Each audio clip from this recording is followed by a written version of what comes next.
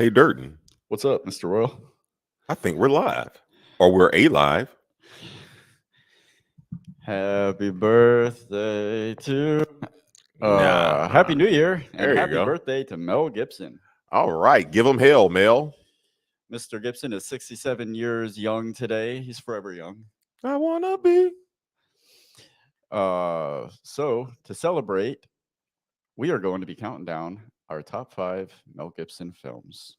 That's right, kids. Get ready for this ride. And if you're born or anywhere after, 1998, you may just want to take a trip down memory lane that we're going to take you down.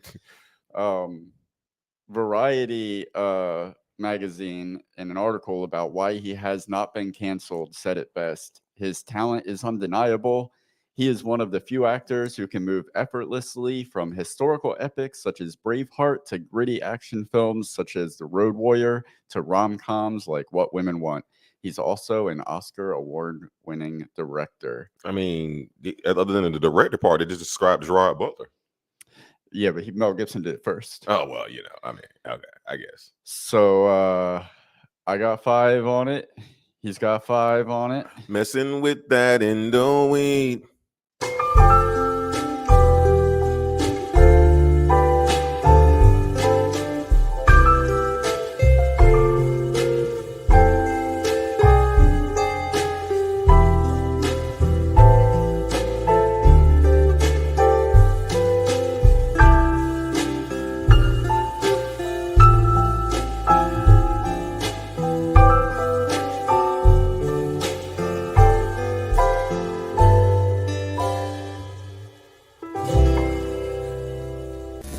One topic.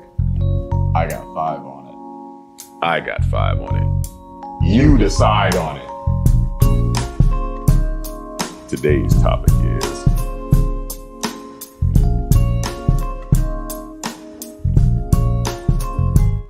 All right. man, I'm about to go watch Straight Outta Compton. Every time that comes on, I just feel like crip walking for some reason. Are you allowed to do that? Yeah, it's a dance. But I mean, didn't they You tell just can't us? throw up the signs. I thought they told Snoopaloop that he was forbidden from crip walking Well, at the Snoop Super is a Bowl. crip. Oh, well, yeah, no, you can't tell a crip that. Crip, they can do it anywhere. Oh, he did. Yeah, exactly. Tales from the crip. I think he wore one big bandana as his. You're wearing a bandana as my outfit. Yeah, It's not a bandana; it's a T-shirt. there you go. Okay. So Mel Gibson. Before we get into Mel Gibson, do you remember the first Mel Gibson movie that you saw? Yeah. What was it? Mad Max Beyond Thunderdome. Really? Yeah.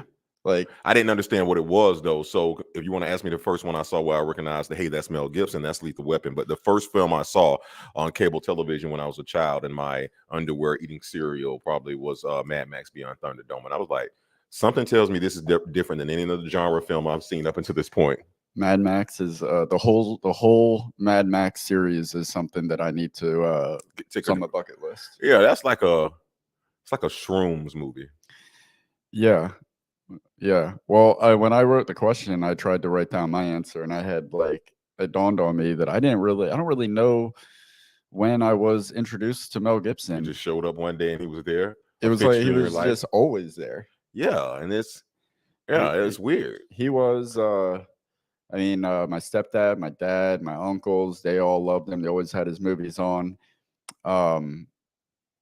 He was just the safe, wholesome.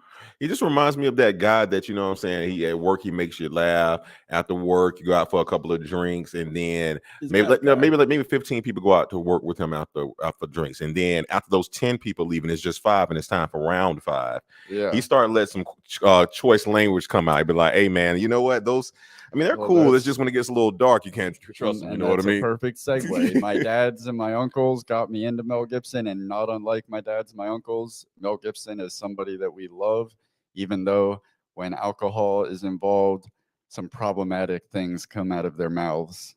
It's like they get the Crayola effect the more they drink. Want to talk about color? Yeah. So before we love on all the wonderful things that Mel Gibson has done, let's address the anti-Semitic elephant in the room. I hope you got a big stamp.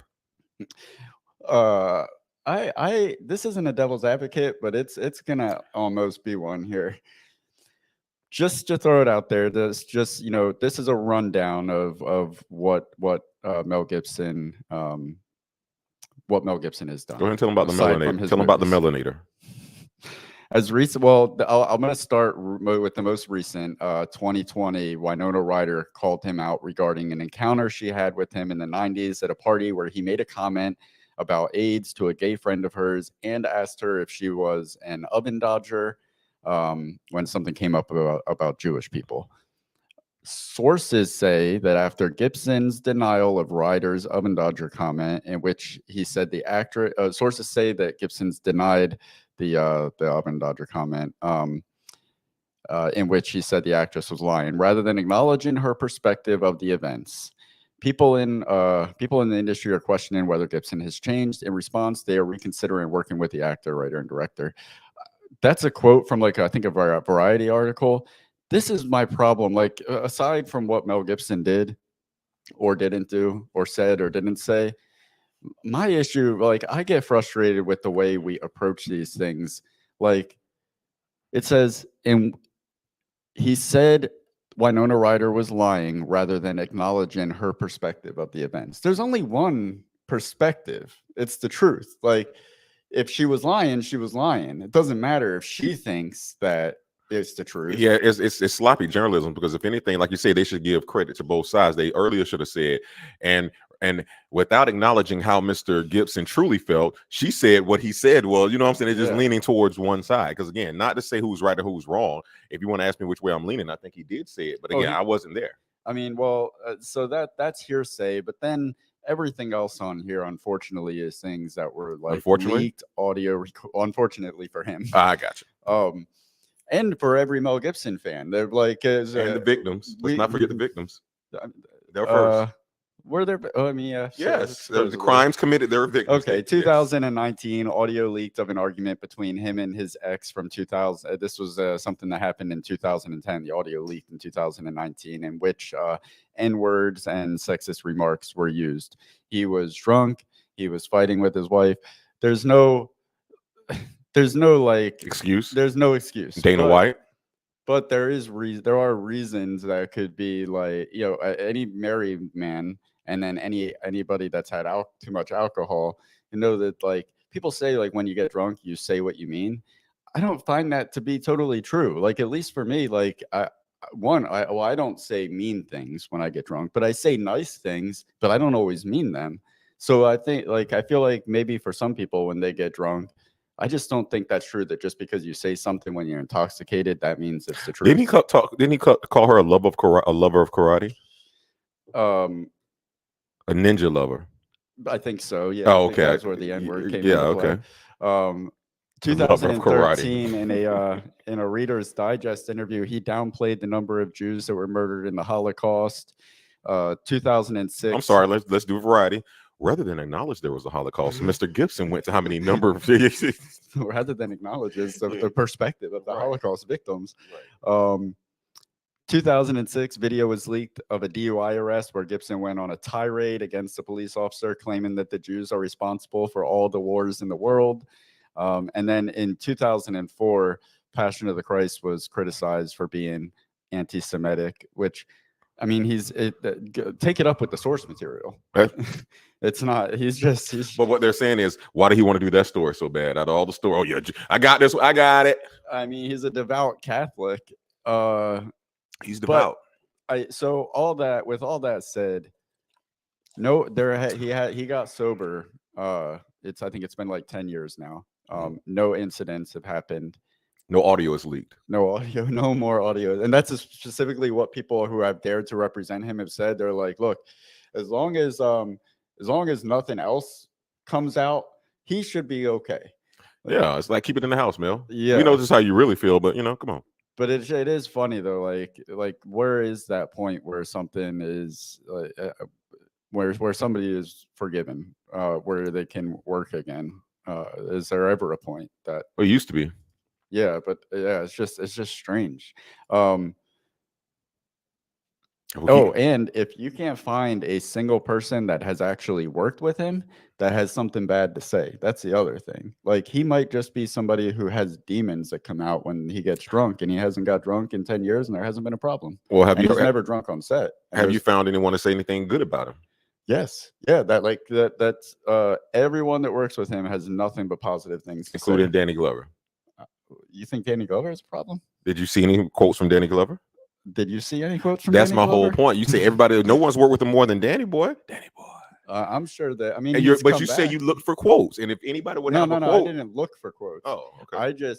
There was a quote with somebody that wrote the article. They went digging. They said they couldn't find anybody that had anything bad to say about him. Everybody that's worked him had only positive things to say. Well, which leads me to MCU. I Go made for a it. promise You did. that I would connect Somehow. that I would give credit to Mel Gibson for I wanna hear the this. existence of the MCU. Me and my fans are out here ready to validate this for you. Be careful. Okay. What actor would you credit to kind of jump starting the whole MCU? This is an easy one. It's Iron Man. Okay. Robert Yes. Downey Jr. Correct. In 1990-ish, Mhm. Robert Downey Jr. was in a film called Air America with Mel Gibson. Okay. During that film, they became very good friends, and Mel Gibson kind of became a mentor to Robert Downey Jr. You see what happened there. Well, Robert Downey Jr. came into that relationship with some problems. Yeah, he did. But Mel was not the person to help you exercise the demons. But Mel was the person to stand by him when everybody else abandoned him, because flash forward a few years later, well, 13 years later, 2003, by this time, Robert Downey Jr. is like a pariah in Hollywood. Nobody will touch him. You've heard the stories, like he could not get a job because nobody would insure him to be on the production.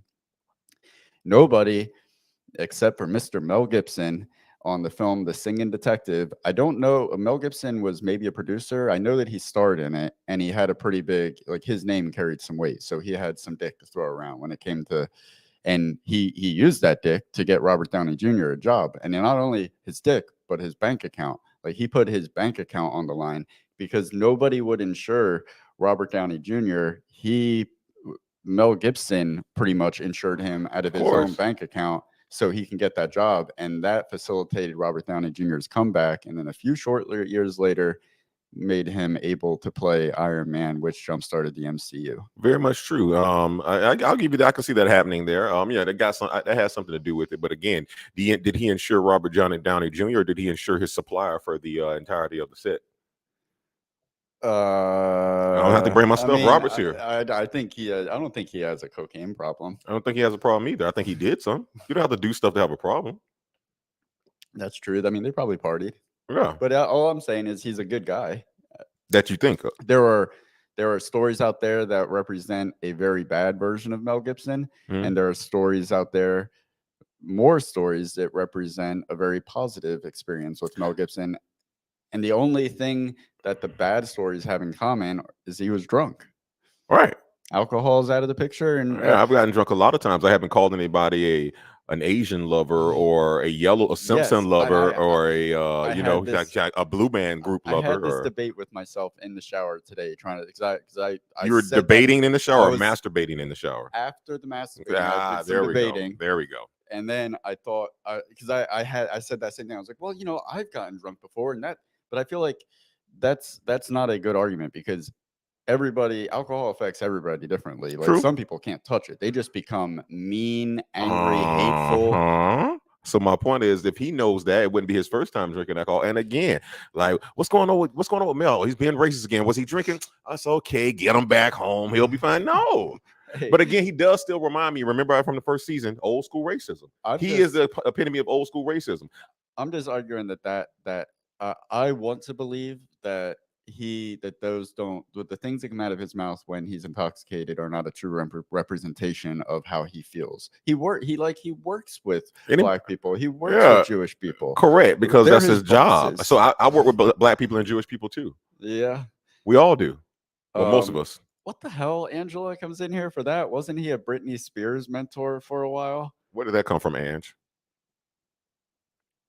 Is that a joke? Or is that a real question? And what is Christine Garcia saying? I don't know. I think these are coming in from the Mel Gibson. Yeah, we don't speak train. emoji or hieroglyphic. You got to kind of give us a few words in between to Yeah. kind of catch up. All right. So okay, before we get into the list, let's say that everything is there a line like let's say everything that he said in those leaked recordings is true. Mhm. Let's say his ex-wife is telling the truth when she says that he was physically abusive, Okay. and Winona Ryder was being 100% honest about her perspective of the events with Mhm. the oven dodger Mhm. comments and AIDS. If all that is true, does that take away from the movies that he's done? for Heck him? no. Just like R. Kelly's music doesn't, crimes don't take away from his music. An artist is an artist. Unless you're painting children naked, then I don't want nothing takes away from what you've done. It doesn't make you a good person. It just you're still a hell of an artist. But me being an artist, I know how to separate the those two things. And one thing I will say, I can't remember what comedian said it, but it was very funny. I love unique perspectives on racism and race and things in general. And he said, you know what? I think it was D.L. Hughley. If I'm not mistaken, don't quote me here, but he was just like, you don't have to like it, but when it comes to coming up with racist names and racist tropes and names that people will be offended by, white people are so creative.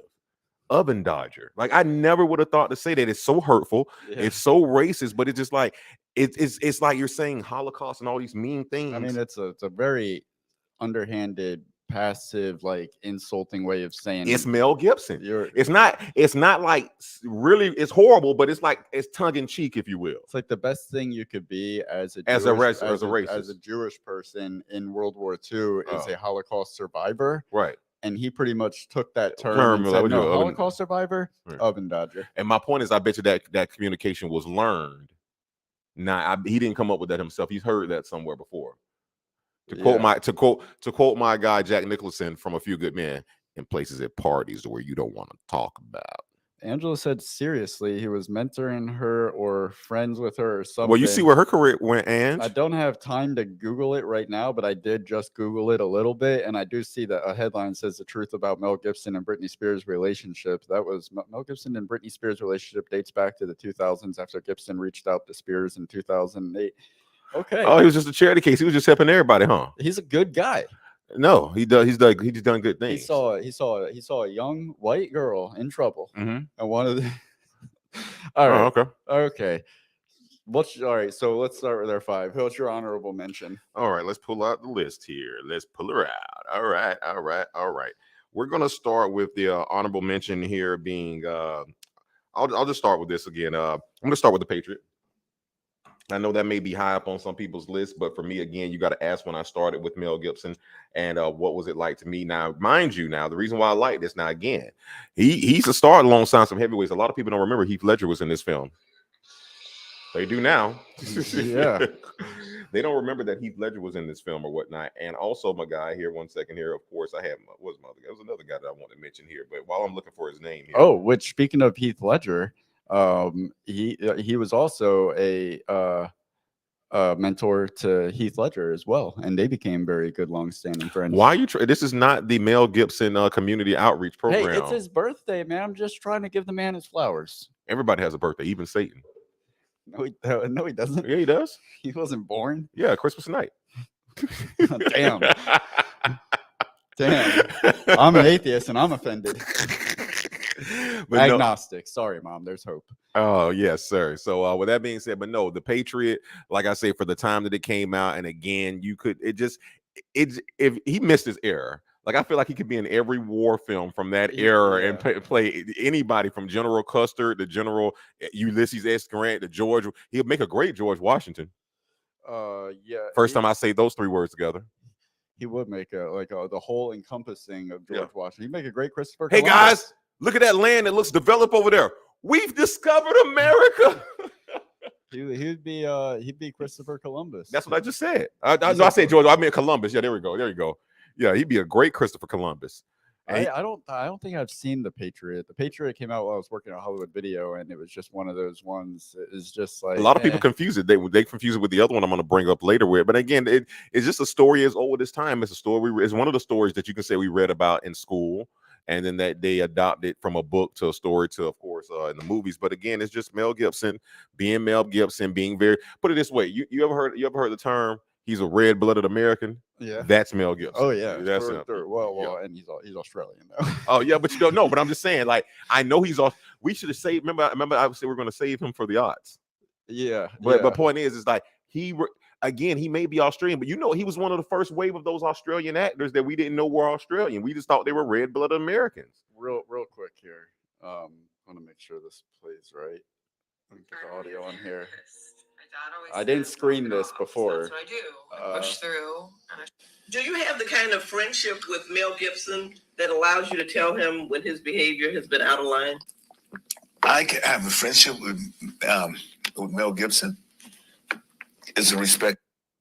That's all I need to know. That's all I need to know. He respect. said it without saying. He was like, "Listen, I can work with him. I can have a relationship with him. I respect, but hey, man, what you want me to say here? I'm not going to answer for that man. Hey, it's just that the title of the video is Danny Glover defends Mel He's not Gibson. defending him. Real quick before I get into my honorable mention, I want to say a special shout out to our favorite viewer, Laurel. Laurel, We all missed you, right. Laurel. But here you are. Laurel's honorable mention is The Patriot. Of course, there we go. We're on the same page, and thank you for following A Royal Voice, ma'am. I saw that you followed me the other day. Thank you so much. For anybody else out there, if you want to hear this melodious voice and the things that I do, please follow A Royal Voice. Shameless plug. That was a good plug. Thank you. I'll see you on Friday, Laurel. James says, haven't seen enough Gibson movie to participate, but I'll be adding all of these to the bucket list. Well, James, you may not need to add all of them to the bucket list. 3 or 4. I mean, because if you go looking, that's not really you can put it on one page, can't you? James, you embarrass me. So this is why I love Laurel, because she doesn't care about all the stuff that screw what happens in the tabloids. What's happening on the theater screen? Yeah, because they're not hosting a show together, but we are, and I care about all the movies you have not seen when we're doing a movie show. And well, Laurel McDonald also stood on the side of Kevin Spacey with me. That's fine. So thank you, Laurel. That's fine. Thank A you for lot of being other here. boys, and so did a lot of other young boys. This is why Liam is your favorite. Liam is Laurel's other son. I thought he meant Liam Neeson. Uh, He may need some defending one of these days. Yeah. The Patriot is a snooze fest. Angela, Yes, in yes. fairness though, aren't all movies you watch a snooze fest? And James, your mom doesn't have a favorite, which is something every mom is obligated To say, but we know you guys don't mean it because I know my Yeah. mom loves Julian more than me. Hey, mom. All right, my honorable mention is not a film that he was in, but a film that he directed, The Passion of the Christ. This was released in 2004. He directed it. He wrote it with Benedict Fitzgerald, starred Jim Caviezel, did a killer job as Jesus. Well, I mean, you don't need to know what it's about. It's a story of the crucifixion. I put this as my honorable mention because Mel Gibson's direction is exceptional, and his obsession over the little details is what sets Passion of the Christ apart from every other depiction of the life of Jesus, specifically the crucifixion. A lot of people call it a 2-hour snuff fest. Mhm. I just think if you watch any Mel Gibson film, it's not just the Passion of the Christ. He goes real hard on the violence. Like, he doesn't hold back. And I think that's why I was so excited to see. I was like, man, Mel Gibson, what he did with Braveheart, he's going to do that to Jesus. Well, again, Jesus was considered a what? A Jew. Oh, he spent 2.5 hours. So you want to take back all the? I was waiting on you to. I was going to throw it off the backboard a little earlier. No, because he made that movie because he loves a Jew. Okay. He professes his love for a Jew. He put his whole career on the line. What has he directed since then? Really? Yeah. He what's that the movie Apocalypto, which also won big awards. He after all the shit leaked about his problems, he directed Hacksaw Ridge with what's his name, Tom Holland, I think. Another young boy. But what? What do you? Yeah, whatever. I'm not No, going to go there. Which I'm not going to go. I'm not going to go with there. that with you tonight. But no, I will say this because you're talking about it. I know we're still on your honorable mention, but it was my number 5 since we're talking about it and discussing it was Passion of the Christ.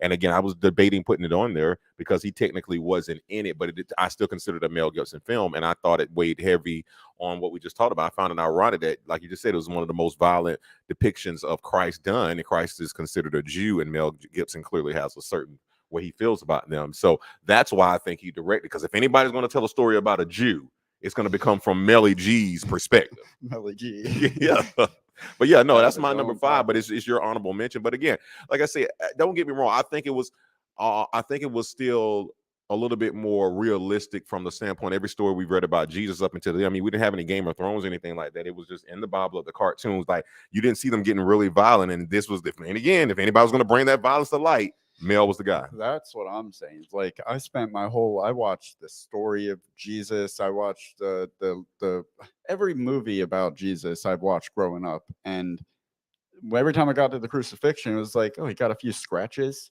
Like, I'm supposed to like give my life to this dude for this. And then But, you see like, Passion of the Christ, you're like, Passion of the Christ. I was like, I'm sorry, Jesus. yeah.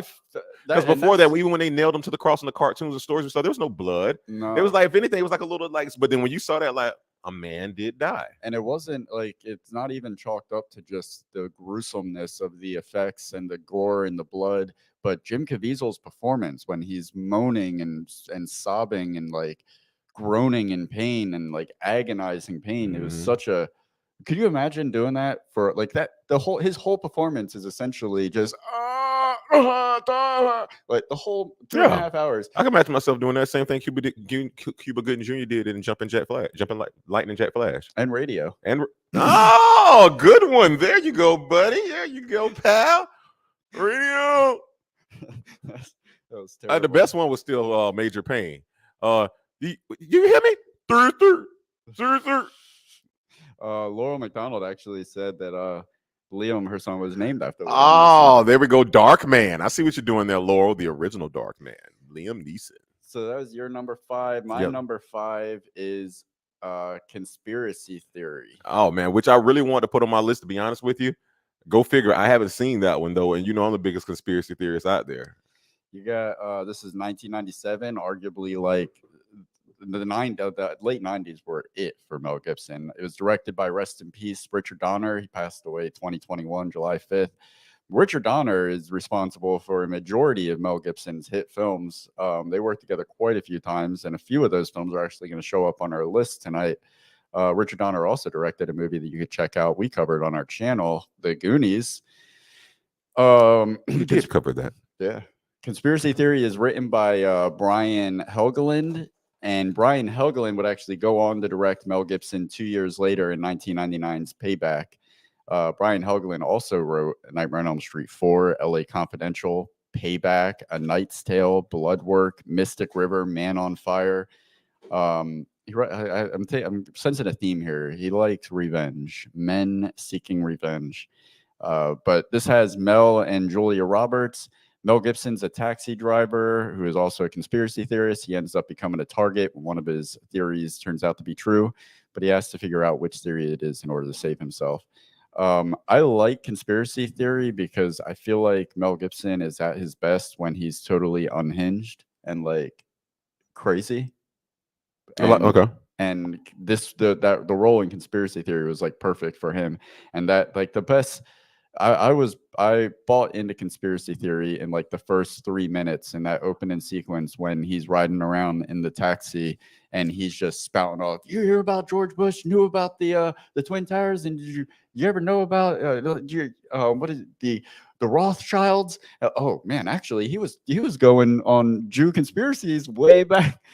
Yeah, you want to retract those statements from earlier, man? I'm just waiting on you to go down that lane. All I'm saying is people like Mel Gibson and Kanye West and Malcolm X, they all make very good points. They just have a problem with their delivery. Nah, Malcolm X delivery has always been great, brother. Yes, Malcolm X. Yes. But he was making the same points. Case by case. Case by case. There you Yeah, go. but conspiracy. When's the last time you theories, saw the film Conspiracy? Is it because that's what I'm saying? You might want to go back and look at it recently. Yeah, I mean, I'm not saying for a bad it's reason. been at least 20 years. I'm, It I'm, hasn't been in the 2000s. I'm probably going to go watch it tomorrow because again, I'm all about the conspiracy theories. What we're looking at down there. Let's see here. Laurel's number 5 is Maverick. Oh, the Mav. Look at you. Maverick is a fun one. It is a fun one. Furthermore, if I'm not mistaken, now that's not. I took that one off my list, but yeah, I love you. And again, you thought it would have been on my list because I love card movies. But yeah, that Mav is a good one here. We got anybody else down there? No, what's your number 4? My number 4 here. Here we go. All right, moving up the list here. My number 4 is going to be Daddy's Home 2. Daddy's Home. Daddy's Home. Sweet thing. Not even. I'll be honest with you. I may be wrong here, but I feel like the version of Mel Gibson, that the character that he plays in here, is the closest thing to Mel Gibson that I've ever seen. I think he's more realistic than Mel. I don't think any acting was going on in this. Is he like a curmudgeon or something? I haven't seen that. No, he's your man's man from like the 60s, 70s, 80s. He's not all into this family thing, and he is just really just Mel Gibson. He's drunk all the time, which hey. You know what I'm saying? You'd really have. I'm trying to think of. You know what? The best way I could describe it. You remember Ricky Bobby's daddy from Gary Cole. Gary Cole. Yeah. He's like a much more meaner, stronger, drunker Cole. Okay. But he's playing Mark Wahlberg's dad. Yeah, that makes so sense. you know what I'm saying? He's kind of like So whatever. So all the stuff that Will Ferrell had to deal with Mark Wahlberg in the first one, now he's having to contend with the dad in the second one. There you go. Okay. But no, it's Mark Wahlberg's having to contend with it. Oh, because he's now changed. Yeah, he's more like Will Ferrell, and exactly. Okay. Says dad, like, what's this puss stuff going on around here? The Daddy's Home was like critically panned, but it was I good. feel It was like fun. It's one of those movies that critics aren't gonna like, but it's probably a hell of a You know lot what? of fun. That's what we should have did for a family film. Daddy's Home. Is that it's family friendly? Yeah, I mean, it's fun. But yeah, I like him in that. And don't get me wrong, he's a joy to watching, and he plays the character beautifully. Again, he just shows a lot where a lot of sons look up to their dads for affection and their love and resolve. He's one of those dads that probably would never give it. Yeah, like my dad never did it to me. You know what my dad gave me? A hard ass whooping and a life lesson. He went out the door and never came back after the lottery tickets.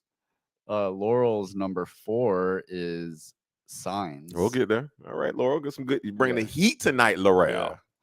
Yeah. My number 4 is Ransom. Give me back my son, dude. Give me back my son. It's 1996. Ron Howard directed this. I don't think I knew that at the time.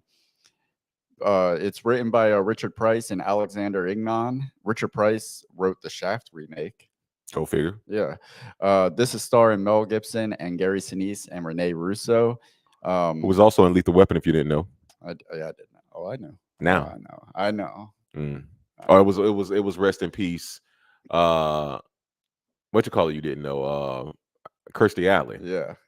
I still don't believe that. Yeah, but you saw. I know I saw it, but I don't believe it. Go ahead. That's a Mandela effect. That didn't happen to me. Speaking of Lethal Weapon, spoiler alert, there are 2 Lethal Weapons on our list that'll come up tonight. 2 different ones. One of them you're going to agree with, and one of them is going to piss most of you off. Stay tuned for that. Doom. The premise of Ransom is Mel plays a multimillionaire. His son gets kidnapped. Give me back my son! Instead of paying the ransom, he instead chooses to put the money up as a bounty to catch the kidnapper. And that right there is give me back my son! That's the elevator pitch of all elevator pitches. That is so badass. Like, yeah, I've got the money, but and then that scene with him on TV, like literally putting it all out on the table when so much is at risk, that is just killer. And it's funny that Liam Neeson has come up quite a few times tonight because I feel like Mel Gibson is the original Liam Neeson. Like, that's what I was pulling up. Look at that. That's Liam Neeson. Okay. And then here we go. Here's Mel. You see what I'm saying? That's why I was pulling that up. Yeah. He took a card right out of Mel Gibson's book. I will find you. But yeah, and we talked about this too with Mel Gibson, kind of like selling that the violence, the revenge. Like Braveheart, nobody can sell a thirst for blood and an appetite for revenge like Gibson. He has a rage about him, which came out in later years. But before we knew that this rage existed in real life, it was insane to see him channel that into roles like this that required like the emotional heavy lift. And like most people, when they're in movies like this, they were like, they're hardcore action movies. You usually don't get an action star that can carry emotional weight, like to like carry dramatic scenes like that. Right. And when you have an actor like him that can take dramatic moments and make you believe in like the stakes that they're dealing with, and then it makes everything so much more. He's just a really good actor. You know, he really is, and I'm going to tell you why. That scene right there, that top one where he's talking, like that is. But he knows he's a good actor too. Yeah. You know what I mean? Yeah, he knows what women want. Oh He yeah, is yeah, like, yeah. He is loving himself. Of course, another misogynistic. I mean, whatever. how could you imagine like looking into the mirror with those piercing blue eyes and feeling anything but lust for yourself? I don't have piercing blue eyes. But with that being said, I will say this is what's funny about that is that I can tell you this. The reason why I used to admire him when I was younger and I didn't realize until I was older is that something tells me he's never stepped foot in one gym in his entire life. Yet you've been an action star since like the 80s. You never take your shirt off. There's never, Yeah, it's just buff. You never see any like buff pictures because there isn't any. He gets by on his wit. Yeah, and his looks and his hair. He had the hair and he shortened it Yeah, up. he feathered it. Yeah. Yeah, so yeah, he's never been in any gym. Before we get to your number 4, no, we're on your 3. Yeah. We're on 3, moving right through this thing. James says, watch Signs for a class assignment. The acting from Gibson in particular elevates that movie so much. We will get to that. Yeah. But Yeah. agreed. Number 3 for me. Mad Max Beyond. Welcome to the Thunderdome. Welcome to the Terror Dome. Mad Max Beyond Thunderdome, not the remake, the original. And again, you got to I'm reminding people I've only seen this film twice here. The first time I saw it, I was a child. It was a Saturday, and it was probably like the cartoons that went off back then when we didn't have a million channels. There was only like 12. I'm pretty sure this came on Fox 30 with Sam Kavaris there with the commercials and Safari Sam, should I say, in between the commercials there. But it was just like it was genre bending for me. I don't think I had ever experienced that apocalypto new, like the only film that I think I saw up until that time was about to see that kind of made me think about that was with Jean-Claude Van Damme, Cyborg. Right. Yeah. So yeah, it kind of, other than that, I have never got that apocalypto feel, and I didn't know. I mean, look how badass he looks. He's standing out there with his hand out, like, which would never be accepted in the 80s because it looked like there's a purse there. But no, it's leather with arm missing. Like it's so punk rock. Like Prince would love this. It's like Prince wants to wear that to you know what I'm saying? He's either going to kick some ass or going to an orgy. I often say kick some ass or get some ass. Yes, yeah, one way he's protected 80s. Either way. Hey, it was the 80s. It was the 80s, man. A lot of things were going on, but again, just to see something like that and then expose my mind to different genres, because that's when I started looking at the different Indiana Jones and the Temple of the Dooms, and it warps your mind to say a lot of again, there was really no CGI back then. Everything they're doing is practical, because this was when being practical to me was really at its heights. Yeah, because everything you did, you had to do in camera for the most part. So and I think George Romero stuck true to that, even through to the latest one that he did. I don't think he incorporated any CGI or anything like that. But yeah, man, that Mad Max Beyond the Thunderdome is very much so a classic. A lot of references throughout it, and I think a lot of kids James's age or younger probably would learn a lot about film from going back and watching that, because at the time it was so different from anything I had ever seen. Yeah, it was one of those movies that was like panned by critics. They said it was like incoherent and messy and sloppy, and those same critics like 10 years later said, "Oh, it's now on like their list of best movies ever made." It's the toast of the town. It had like a little pre Tarantino feel. You know how everything was out of order. You just you didn't know it. Laurel coming in with some facts. He went bare-assed in Lethal Weapon. Well, we know what her number 1 is. Yeah. Her number 3 is Braveheart. All right. Yeah, he went bare on that one too. Some shit happened on the waist down on that one. Right. I don't want to know. Yeah. Oh, I don't want to remember, should I say? It's like that was a snuff film. Speaking of, my number 3 is Braveheart. because yeah, it's a freaking amazing movie. 1995. This was, I think, Mel Gibson's his second time directing. This was written by Randall Wallace, who also wrote The Man in the Iron Mask, Pearl Harbor, We Were Soldiers, and he's credited as a writer on 2024's Passion of the Christ sequel. This is starring Mel Gibson as William Wallace. Mel is a Scottish warrior who leads his countrymen to freedom from the tyranny of King Edward in the first King Edward I in England. I mean, Braveheart it's one of the first times that I finished a movie and I felt like I accomplished something, like I just finished a book report. But it felt good to get drawn into that world and the characters so masterfully created by Mel Gibson, and be captivated through 3 hours straight to the very tragic ending. And my God, was the ending ever so tragic. That speech he gave in there, though. I think it's one of the top 20 speeches in film history. The speech was amazing, but him being silent and only saying freedom for that ending was insane. And then it sucks. This is why I hate the internet, because in the 90s when this came out, we watched it and it was awesome. This is amazing. And then now with the internet, now we have to contend with it's rife with historical inaccuracies and blah blah blah. All movies are. Just like it for the cinematic quality, the awesome acting, it's a great story. The Passion of the Christ is arguably rife with historical inaccuracies. Every film is, unless you film every film where it actually happened. That all films and stories have historical accurate. That's why it's called film and not reality. And I never watched it as a biopic. I Right. didn't think I was learning something about. But now, if I'm on the Discovery Channel, the History Channel, I want everything to be right because I know what I'm going into. But I think, Braveheart was just a fantastic story. That really tells the story of the drugs between the 80s and the 90s. Yeah, right there. Yeah. The bottom picture is 90s. All 90s. we got crazy in the 80s, though. All right, what is your number 2? My number 2 is Signs. And James, let me give you a little advice here. You're right that the acting by Mel Gibson in this was phenomenal, but don't you say acting without saying the word Phoenix in it, because he's going to be pissed. Guy Joaquin Phoenix is in this as well here, and he did a hell of a job as well. So it's such a good job. I didn't really realize it was him with the short hair like that, which is crazy. You got a Joker in there and somebody that likes to play jokes. Apparently, that's who that. They're fucking crazy, isn't it? Me on the telly. Oh, him on the telly there. Yes, this is him on the telly. So with that being said, listen, Signs, I didn't. This is really when I was getting into conspiracy theories and the Manhattan 8 and all that other stuff and all these other little things. So when Signs came out and the cornfield stuff was going on at the time, kids looking that up, I was like, I really want to see what this is about. I had no idea who Joaquin Phoenix was at the time. I knew about his brother River Phoenix, but I didn't know about him.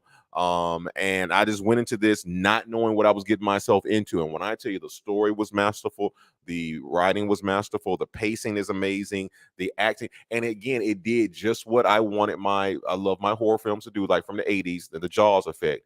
We really didn't see them towards the end. Yeah, that is probably the scariest depiction of an alien that I've and one of the greatest jump scares, because you didn't even see it right away. You saw it in the TV, the reflection.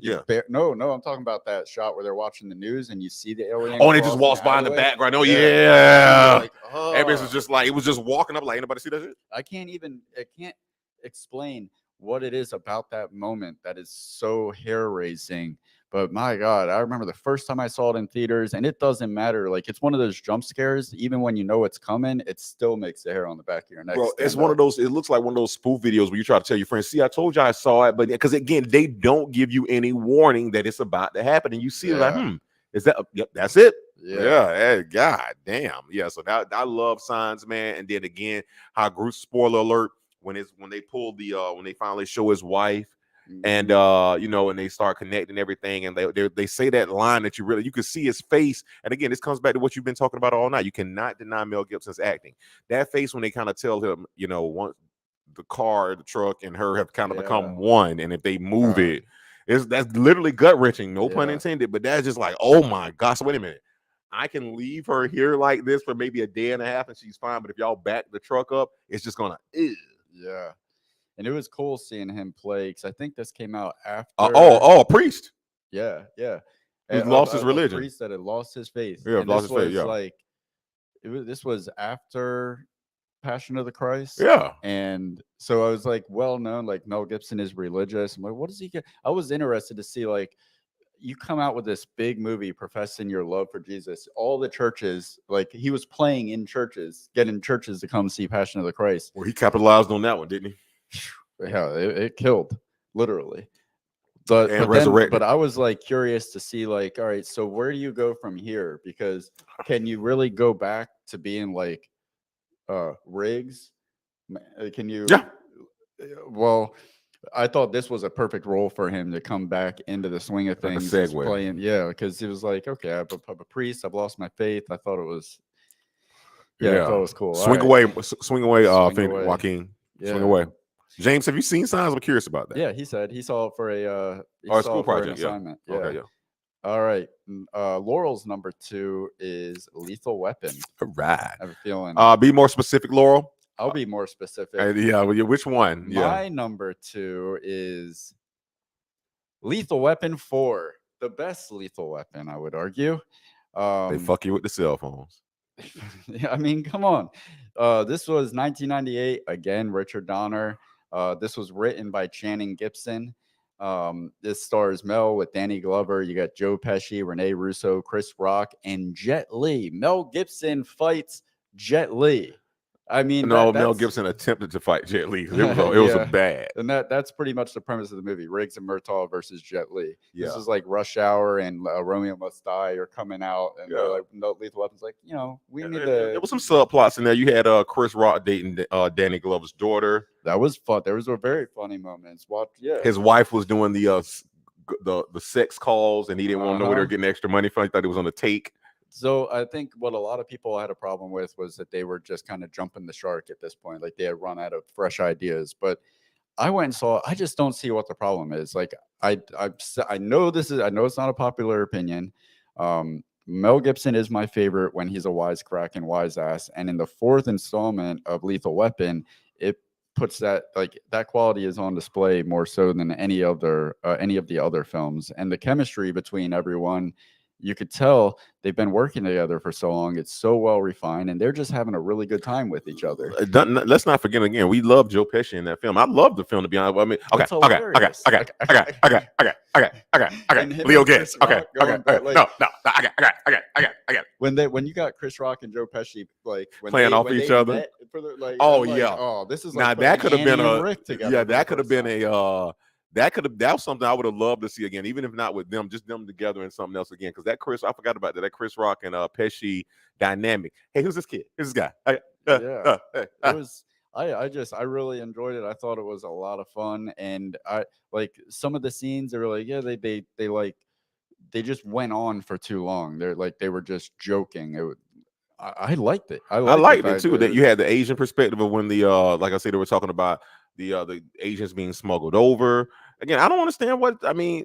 They're acting like it was Beverly Hills Cop 3 or something like that. That jumped the shark. And you gotta get big time. That was the one that something land or something like that. Yeah. But I think that one of the other reasons why I went to the theater to see that was because I did not. You got to give props to them, to the filmmakers, the actors, the editors, the stunt choreographers, for making it look like there actually was some kind of hope that they could defeat Jet Li. Right, even though you knew that there wasn't, but that's me and my brother been saying it for years. Will it to me, Riggs? Will it to me? Me and my brother used to always say that all the time, man, and that's where we got it from. So I'll stand by you with that one. It's not my favorite, but it's my second favorite out of the franchise. It's a great film. I thought it was a great film. And I think and Laurel McDonald, she wanted to make sure that she was clarifying. Okay. Her number 2 was the first Lethal Weapon. Gotcha. And I think I know where you're going with this for your number 1. Thank you. You played Laura's compliment. Yeah, there you Laurel again. Laurel, you plucked it right out of my movie heart there. Lethal Weapon, and I'll explain why. Number 1, just looking at these two guys together, I want to see this even if I didn't know the name of this film.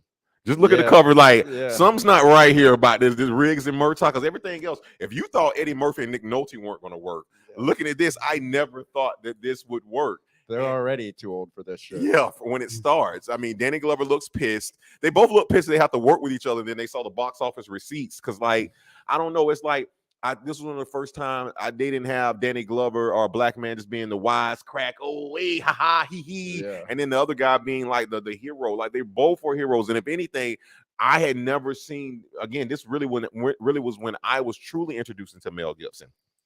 Like the Mel Gibson that I knew for the like 20, 30 years after that, because I was just like, man, he is this is really method acting right here. I saw him going into that crazy manic scene where he has the gun in his mouth. Right. That's like, right. You don't like when I think of Lethal Weapon, I think funny, haha, buddy cops. You no. I forget about that scene. It has some serious that drama. first one. And that scene, when I was reading about this, he requested from the prop master. I don't think this would ever fly today, but he requested from the prop master to put loaded blanks in the gun, which a gun in your mouth, even if it's a blank, it's still going to pop. Yeah. And he really had a loaded gun in his mouth with blanks. And yeah, that wouldn't fly crazy today. Mel. Yeah, but at the same time, again, it really showed a different side of him that I was not used to seeing. And number two, to see Danny Glover play off of how crazy he was acting. And remember, he was acting so crazy that on one of the scenes, if I'm not mistaken, some guy was getting ready to jump or kill himself. He walked in there, and then the other guy was like, "Man, he's crazy." Yeah. Like, he's like, "You want to jump? Let's jump." Yeah, I think he handcuffed both of them, and they jumped together. Yeah, like so. And you have to give credit to Lethal Weapon for like every buddy cop movie, every action movie that's come after it, just like Die Hard, Lethal Weapon kind of reinvented the action genre. I would agree. Because again, this was not another 48 hours. That's different. That's more like a rush hour type thing. This here, buddy cop genre, like you say, to be honest with you, they might be number one for buddy cop genre. Like if you want to talk about the number one, but that's one thing we should do one day, a countdown of buddy cop films. Yeah. Like, but this one here, I can't see who I would put above them. I mean, maybe I'm just thinking short-sighted, but like Riggs and Murtaugh, they got 4 movies in, and you're talking about 2 people that stayed together throughout the film. No, now hold on, wait a minute. Now you know what I mean by buddy cop. Bad Boys is not a buddy cop film. Bad Boys is not buddy cop. That's the 2 buddies. Yeah, it's too bad. But when you're talking about this specific, like they're trying to go for something here. When you're going yin and yang, theirs is and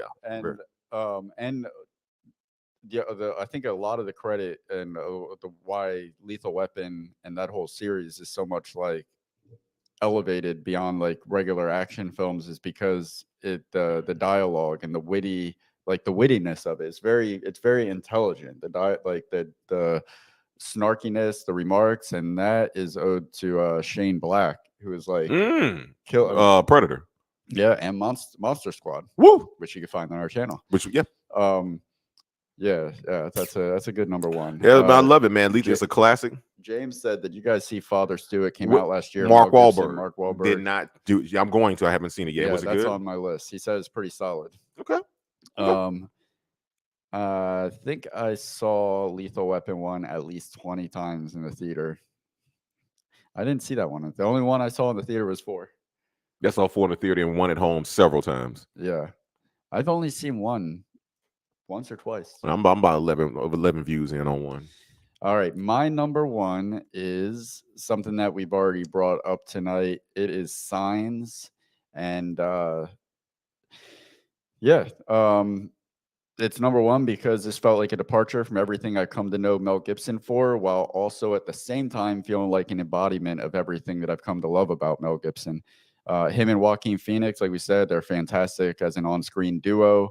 They play perfectly on each other's strengths. Some of the best moments in that movie were just them riffing with one another, and it seemed like it was the best dialogue scenes between 2 actors are the ones that seem unscripted, even though they are, and they killed it. And in a very unsettling film, Mel Gibson was a welcome, safe presence. Signs. I loved it, man. Just like we talked about when me and Jayla reviewed Don't Look Up, there was a dinner scene at the end of, and I said that dinner scene from Don't Look Up, which you can check out on our channel, the review. That dinner scene at the end of that reminded me of the dinner scene from Signs, because I told you that was one of the most powerful scenes I've ever seen, because it truly was they thought it was going to be the Last Supper. and for him to ask everybody what they want, and then to see his daughter and his son start to argue about it, like, she can have what she wants. She wants French toast. If you want this, and whatever, we get what everybody wants. It's that moment of you seeing that chaos, and his father's. He still has to be a dad, even though they're all probably about to die, but he still has to have one last moment. And then what mom would have wanted and all this other stuff. That's just, it's a heavy toll. And again, the main thing of this is him losing yet regaining his faith, because spoiler alert, had his wife not died and said to him what she said to him at that time, it wouldn't have saved the family later. That's, you remember that when swing away and all that swing stuff. Away, yeah, the leaving the water everywhere. Leaving the water everywhere. Morgan wasn't. I think his daughter's name was Morgan. I don't remember, but I think it was such a it was perfect. Like, he was perfectly cast for that part. And he was just, it was so, that movie like was genuinely hilarious. There were some parts between him and Joaquin Phoenix that had the theater in an uproar laughing. Yeah. And then like he runs the whole gamut on, like, he's hitting the dramatic points, he's making us laugh, he's selling the suspenseful moments. And yeah, that scene where you finally find out what happened to his wife, and he's standing there by her side, and he is like, that scene was just dramatic. That look, all you need is just a close up on his eyes. Oh yeah. And there's so much pain and torment there that he channels. But also reverse that. Look at her eyes. Look at her face. Like, she's supposed to be in agony and everything, and she's more so concerned that she wants him to be okay, because she knows it's not going to be okay. It gets you, man. And yet again, we don't find out what happened to his wife till like an hour in the movie. So all of a sudden, you start putting these things together. The only one thing I will say about the film, it's not Mel Gibson's fault. But then yet again, if these aliens are so damn smart, where you can be killed by water, why come to a planet that's almost covered in it? Yeah, you got to pass so many planets with no water that look on the dry. way to Earth. Pluto didn't look like they wanted none of that. That is a pretty big hole. It's a very big hole. That's what she said. Hey. Laurel's number one is Passion of the Christ. Can't argue with that. I mean, it's a Satan great film. would. I don't know, I'm pretty sure Satan probably jerks off to the Passion of the Christ. All right, guys, that is our list. You couldn't make it through the whole episode without saying something cringe version, could you? You did it. You brought it up. Before we say goodbye, go to our Instagram page. We posted everything that's coming up this month. We really did, man. There's a lot of good stuff coming up in this month and in February. But what I wanted to talk about real quick before we say goodbye is what's coming up in March. Yes. March movie madness. Say it like it's Tropic Thunder, or say it like it's the tropics. That's what I meant to say, the tropics. Yeah, guys, in March we got something coming up called March movie madness. We have 10 teams that's going to be cut down to 8 from around the world, and what these teams are going to be competing in is a round robin bracket style tournament about film. And guess who your hosts are going to be? These guys. Hey, we're here for you. And so what we're going to be doing is hosting these guys through a series of questions and trials and tribulations and things of that nature. And at the end, we will crown one winner who will get our golden covenant, or we do our research award, and we'll be sending it out to them, and you will be the season 1 champion of March movie madness. But it's really, I mean, more so than the award. There's going to be 8 channels like our own that proclaim to be movie channels, and to walk away from something like this, being able to say that you're the smartest movie channel of all the movie channels, other than TTFT, because we're not participating. You can't. We're not participating for you guys. We don't want this to be a wash. Yeah. I mean, he's right. But yeah, so that's coming up in March. Every Tuesday in March, we'll be hosting a competition. You'll get to meet some other channels out there and follow them. We're going to be giving you some of their promo material, things of that nature. Get to know, and like we're crossing streams here on StreamYard. We're crossing streams, Ghostbusters reference, and we're just bringing our audience to them, their audience to us, and we're all a film family here, and we're trying to grow. So I think it's going to be awesome. That's a good point. What? Crossing streams. Yeah. The girls could have never done that. I see what you did there. Yeah. Therefore, there you go. Case So, closed. case closed. There we go. Yeah, there's no advocate there. Now I You didn't think never about had a that. chance. He will not let that Ghostbusters ride. Just leave it alone. Yep. All right, guys. Hey, it's 9:30. You At called 1 it. hour. Hey, give Freaking him A. hell, Mel Gibson, guys. Happy we really birthday, Mel. we appreciate you coming in tonight. Next Tuesday, is that our family friendly one, or when is that? Next Tuesday is Donnie Darko and Ender's Game. Oh man, guys, you're gonna effing love it. And I love Ender's Game. If you haven't seen that one, please go watch that. If you haven't seen Donnie Darko, please watch that so you can enjoy his daughter's reenactment of one of the most classic scenes of all time. It's to die for. To die for. All right, guys. Laurel, James, thanks for hanging out with us. And what out of the 10 movies or so that we listed of Mel Gibson, what one would you say James should watch first? Thank you, Laurel. You make it fun. Laurel, what Mel Gibson movie do you think your son should watch first so he can rise up in the ranks and be number one again? I think either Ransom or Conspiracy Theory. But I'll probably go I with would say Mad Max. As an indie film lover, I mean that is the epitome of indie film. Yeah, but depending on what time of night you watch that, it can get crazy. Laurel says Lethal Weapon.